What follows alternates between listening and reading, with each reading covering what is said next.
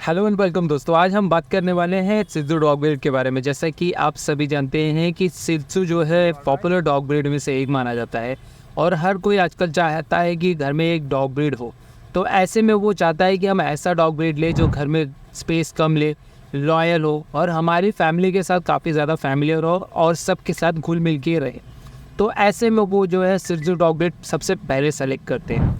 तो आज हम इस वीडियो में सित्जू डॉग ब्रीड के बारे में डिटेल्स में जानने वाले हैं। क्या उनकी एज रिक्वायर्ड होती है, क्या उनकी डीवॉर्मिंग और वैक्सीनेशन पे ध्यान देना चाहिए, क्या उनका डाइट प्लान होना चाहिए, क्या उनकी ग्रूमिंग और क्लीनिंग पर ध्यान देना चाहिए, और आखिरी में हम देंगे कुछ इंपॉर्टेंट टिप्स जो कि एक सित्जू डॉग ब्रीड के लिए काफ़ी ज़्यादा इंपॉर्टेंट साबित होगा। तो इस वीडियो को शुरू से लेकर लास्ट तक देखिएगा दोस्तों। और अगर आप भी एक सित्जू डॉग ब्रीड लेना चाहते हैं तो ये वीडियो खासकर आपके लिए काफ़ी ज़्यादा हेल्पफुल साबित होगी। दोस्तों अगर चैनल पर नए हैं तो चैनल को ज़रूर सब्सक्राइब कीजिएगा।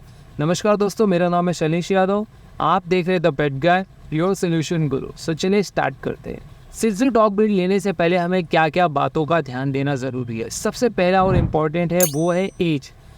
आप जब भी डॉग ब्रीड लेने जाते हैं, चाहे आप मार्केट से लेते हैं, चाहे आप ब्रीडर से लेते हैं, चाहे आप शॉप वाले से लेते हैं, तो एक बात का खासकर ख्याल रखें कि आप जो भी सित्जू का जो भी पपी ले रहे हैं उसकी एज कम से कम 40 डेज़ होना ज़रूरी है। अगर उस पपी की एज 40 डेज़ से कम है तो वहाँ पर आपको उस डॉग ब्रीड को या उस पपी को नहीं लेना है। क्यों? क्योंकि उसके पीछे बहुत सारे रीज़न होते हैं। क्योंकि सित्जू जो है 40 डेज़ के अंदर जो है वो काफ़ी ज़्यादा वीक होते हैं। ऐसे में उनको बीमारी लगने के चांसेस बहुत ज़्यादा होते हैं। वो ऑलरेडी अपने माँ के दूध पर डिपेंड होते हैं। और ऐसा डॉग ब्रीड अगर हम अपने घर पर लेकर आ जाते हैं जिसकी एज 40 डेज से कम होती है तो ऐसे में उनके मरने के चांस भी ज़्यादा होते हैं। तो ऐसे में खासकर ख्याल रखें। दूसरा है कि कभी भी मार्केट से डॉग ब्रीड ना लें, क्योंकि मार्केट पे बहुत सारे डॉग ब्रीड होते हैं जिनमें किसी को गैस्ट्रो की प्रॉब्लम होती है, किसी को पार्वो की प्रॉब्लम होती है, किसी को रेबिस का प्रॉब्लम होता है, किसी को डिस्टेम्पर होता है। तो ये जितनी भी बीमारियां हैं ये एक जानलेवा बीमारी है। और ये जो सित्जू होते हैं ये काफ़ी फिजिकली काफ़ी ज़्यादा वीक होते हैं। इनका इम्यून सिस्टम जो है काफ़ी ज़्यादा वीक होता है। तो ऐसे में इन्हें किस तरह की बीमारी लगना एक आम बात होती है। तो कभी भी मार्केट से ना लें।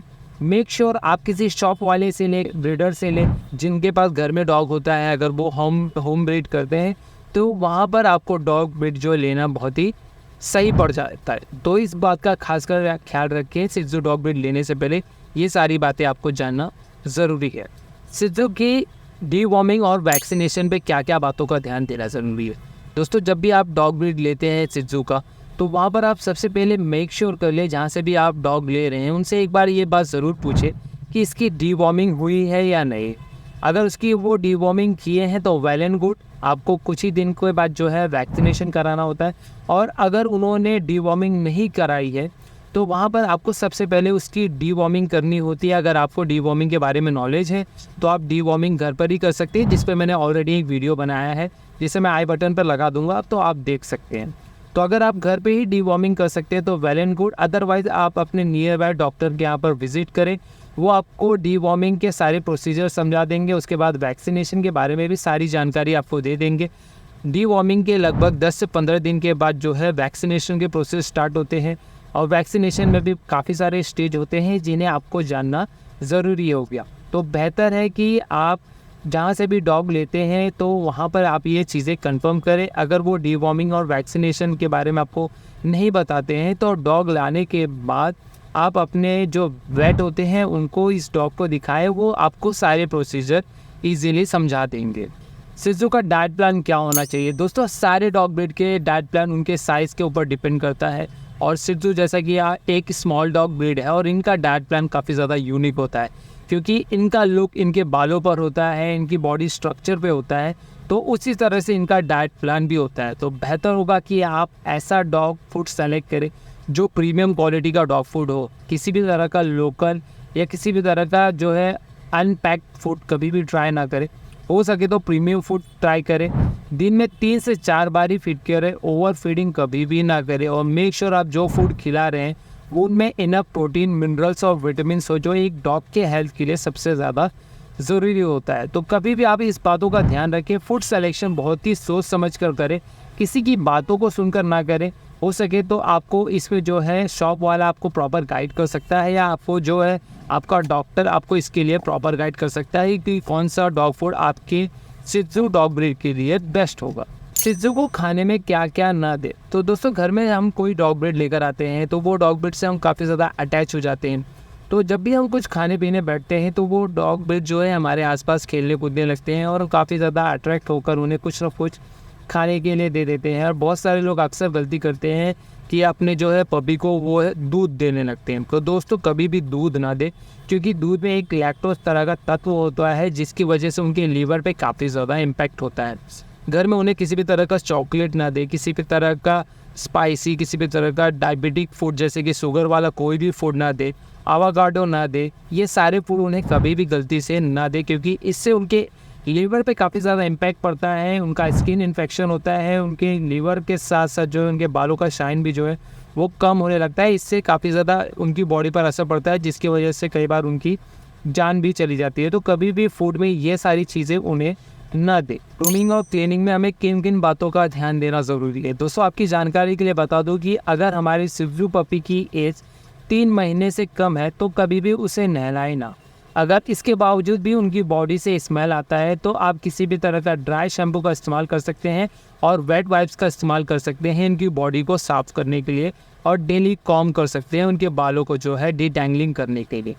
3 महीने के बाद जो है आप किसी भी तरह का प्रीमियम शैम्पू का इस्तेमाल कर सकते हैं। 10 से 15 दिन में नहलाना ज़रूरी होता है जिससे उनकी बॉडी पे जो डस्ट होता है वो क्लीन हो जाता है। उनके बालों पर डेली कॉम करना ज़रूरी है। एक दिन में कम से कम आपको एक बार कॉम करना पड़ता है। अगर आप उन्हें कॉम नहीं करते तो उनके बालों में जो है वो नॉट्स लगने लगता है जिसकी वजह से उन्हें स्किन इन्फेक्शन होने का चांस होता है। उनके नाखूनों को मेक श्योर हमेशा छोटा रखें, क्योंकि नाखून अगर बड़े होते हैं और उनकी बॉडी में अगर कहीं पर भी खुजली होती है तो उसके लिए वो अपने नाखूनों का इस्तेमाल करते हैं, जिसकी वजह से उन नाखूनों की वजह से वहाँ पर घाव हो जाता है और ये जो समस्या जो है काफ़ी ज़्यादा बढ़ सकती है। उनके कानों का भी साफ़ सफाई करना ज़्यादा ज़रूरी है, क्योंकि कई बार जो है उनकी कानों के अंदर वैक्स जमा हो जाते हैं और वो वैक्स जमा होने की वजह से उनकी कानों में काफ़ी ज़्यादा प्रॉब्लम होती है, जिसके लिए वो अपने कानों को बार बार जो है खुजली करने लगते हैं। तो ऐसे में आप अपने घर पर ही अगर इस सारी चीज़ों को कर सकते हैं तो बेस्ट पार्ट होगा। अदरवाइज़ आप जो है महीने में एक बार अपने जो ग्रूमर के यहाँ पर विज़िट करें, वो आपके डॉग के सारे प्रोसीजर फॉलो करते हैं, उनकी ग्रूमिंग करते हैं, उनकी क्लीनिंग करते हैं, उनकी ईयर क्लींजिंग करते हैं, उनकी नेल कटिंग करते हैं, ये सारे प्रोसीजर वो कर देते हैं। तो अगर आप घर पर ही कर सकते हैं तो बेस्ट है, अदरवाइज़ आप ग्रूमर के यहाँ पर भी ये सारी चीज़ें करा सकते हैं। शिज़ू का पपी लेने जाते हैं तो मेक श्योर कि आपके घर में कोई ना कोई मेंबर होना ज़रूरी है जो शिज़ू के साथ खेल कूद सके। अगर आप ऐसा डॉग ब्रीड लाते हैं और आपके घर में कोई भी नहीं होता है तो वो काफ़ी ज़्यादा जो है डिप्रेशन में चले जाते हैं, काफ़ी ज़्यादा हाइपर होने लगते हैं और कई बार जो है हाइपरटेंशन की वजह से उनकी मौत हो जाती है। तो मेक श्योर घर में कोई ना कोई मेंबर चाहिए, क्योंकि शिज़ू जो है वो फैमिली डॉग ब्रीड है और उन्हें आदमियों के साथ या घर में किसी भी मेंबर के साथ खेलना कूदना पसंद होता है। मेक श्योर जब भी आप शिज़ू का पपी लाते हैं तो उसे 3 महीने तक बाहर ना लेकर जाएं, क्योंकि वैक्सीनेशन के पहले जो है उनकी बॉडी काफ़ी ज़्यादा वीक होती है और ऐसे में अगर आप उन्हें बाहर की तरफ लेकर जाते हैं और ख़ासकर आप किसी दूसरे डॉग ब्रीड के साथ उन्हें खेलने कूदने देते हैं तो ऐसे में जो है उन्हें बीमारी लगने के चांस ज़्यादा होते हैं, जैसे कि गैस्ट्रो, डिस्टेम्पर, पार्वोवायरस, रैबीज़, इन सारी बीमारियों का खतरा ज़्यादा रहता है। मेक श्योर कि आप कभी भी उन्हें बाहर की तरफ, रोड की तरफ ना निकालें, क्योंकि कई बार जो है इसी तरह की प्रॉब्लम या इन्फेक्शन होने का चांस होता है। तो ये सारी बातों का खासकर ख्याल रखें। जब भी आप कोई भी शिज़ू पपी ब्रीड लेते हैं तो ये सारी चीज़ों को आप ज़रूर फॉलो करें। अगर ये सारी चीज़ों को आप फॉलो करते हैं तो आप घर पे बड़ी आसानी से शिज़ू का पपी रख सकते हैं। तो दोस्तों उम्मीद करता हूँ कि आज का जो वीडियो है आपके लिए काफ़ी ज़्यादा हेल्पफुल रहा होगा। और दोस्तों अगर इस वीडियो से आपको कुछ फ़ायदा होगा तो इस वीडियो को अपने दोस्तों के साथ भी ज़रूर शेयर कीजिएगा, ताकि उन्हें भी शिज़ू पपी लेने से पहले बहुत सारी जानकारी है जो उन्हें नहीं पता है वो उन्हें मिल सके। सो दोस्तों आज के लिए बस इतना ही। उम्मीद करता हूँ कि ये वीडियो आपको पसंद आई होगी, और अगर मेरी वीडियो पसंद आई हो तो लाइक कीजिएगा, अपने दोस्तों के साथ ज़रूर शेयर कीजिएगा, अपने फैमिली मेम्बर्स के साथ भी शेयर कीजिएगा, ताकि उन्हें ये इन्फॉर्मेशन जो है वो मिल सके। मिलते हैं अगली वीडियो में कुछ नए टॉपिक के साथ, तब तक के लिए जय हिंद।